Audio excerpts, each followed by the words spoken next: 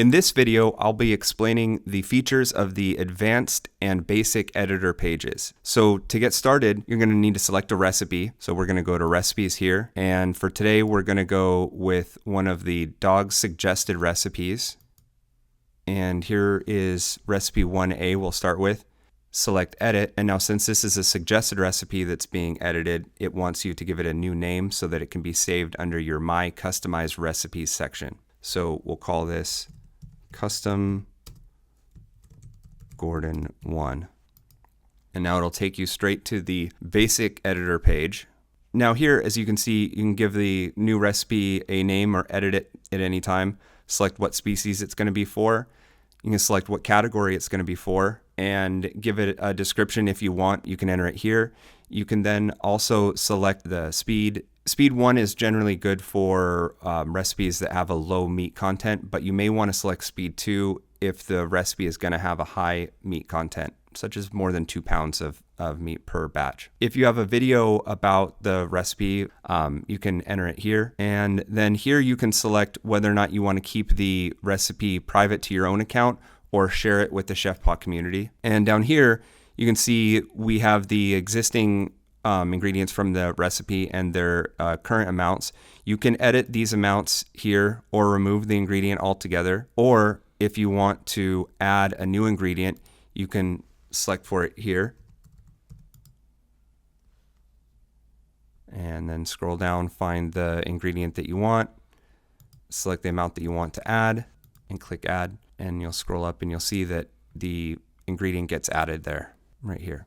Now, most people go on to use the advanced editor, which you can find at any time up here. And also on this page, if you make any changes, be sure to click save before going further. All right, so let's go to the advanced editor now. On this advanced editor screen, the first thing is to select in the middle here the pet profile that you're going to be analyzing for.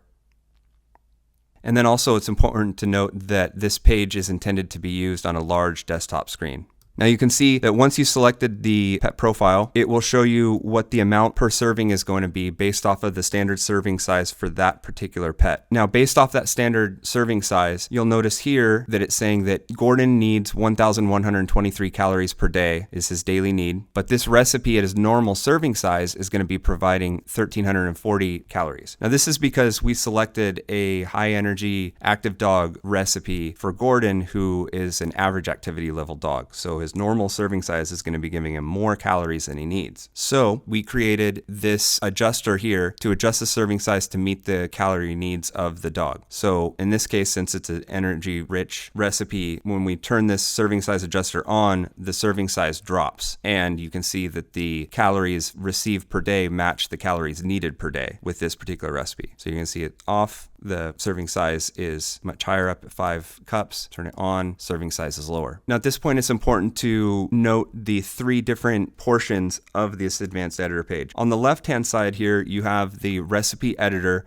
which is very similar to the recipe editor features on the previous screen with the basic editor. Again, you can add new ingredients here. And as you make any changes to the recipe here, be sure to click Save Changes and Recalculate. Now in the middle, you have the Pet Profile Analyzer, which is going to be analyzing the recipe for the needs of your specific pet. In this case, we've selected Gordon. And it's going to be analyzing the needs of the pet based on an NRC style analysis. And it's going to go into all the different nutrient points that you can imagine here. Now on the right hand side of the screen, we have the Recipe Balance Analyzer, which is analyzing the recipe from a general AAFCO style view. And that's just making sure that the recipe is still balanced for dogs in general. So with that in mind, you want to select the type of dog that you're going to be analyzing the recipe for. And this is an adult recipe, so we're going to put it on adult. Notice if you select puppy that a lot of the nutrient points go low because puppy recipes need more nutrient density. And on that note, you'll notice here we have the calories per kilogram of dry matter, and standard AFCO parameters are designed for 4,000 calories per kilogram of dry matter. If your recipe is higher than 4,000, then you may want to click adjust for energy density, and we can explain why that's necessary later. Now at this point, it's important to understand the layout of this recipe balance analyzer. You'll see here that this section from here to the right is all the ingredients and all the nutrients that are coming from those ingredients ingredients based off of how much of each ingredient you're using. So here you can see this recipe has 25 grams of hemp oil and 46 grams of the nutrition booster. As you scroll down, it will show you exactly how much nutrients are in 46 grams of that. So for example, we've got 6,833 milligrams of calcium in 46 grams of that nutrition booster. Now from each nutrient from each ingredient, those numbers are all totaled up over here in the grand total column. So you can see this recipe has a grand total of 7,335 milligrams of calcium in it. Now the next column over is showing you what that breaks down on an as-fed basis. That's the most straightforward way of looking at it. So you can say that this recipe overall has 0.248% calcium in it. Or to look at another aspect of it, this recipe has a total of 70.1 of moisture. Now, the AFCO requirements are on a dry matter basis and a per 1,000 kilogram basis. And that's why we have these two columns here. Now, you may wonder why some of the numbers here are in green and some are in black. Any number that is in green, yellow, or red is a number that is tracked by the AFCO. So as you can see here, for adult dogs, the AFCO doesn't have a requirement for this on a dry matter basis, so there's no color for it. So now over here, these optimal results here are basically saying that if it's in green and says optimal here, that means that the amounts of nutrients per serving with this particular recipe are going to meet NRC style requirements for this particular pet. If any of it is below the NRC levels, this will turn from green to yellow and say low. If it's above NRC levels, it will turn to red and say high. Now over here, these two columns of dry matter and per 1,000 kilograms are analyzing on an AFCO style basis. And so if these numbers are in green, that means that they are within AFCO bounds. If anything is below AFCO bounds, then it will be in yellow. If it's above, it will be in red.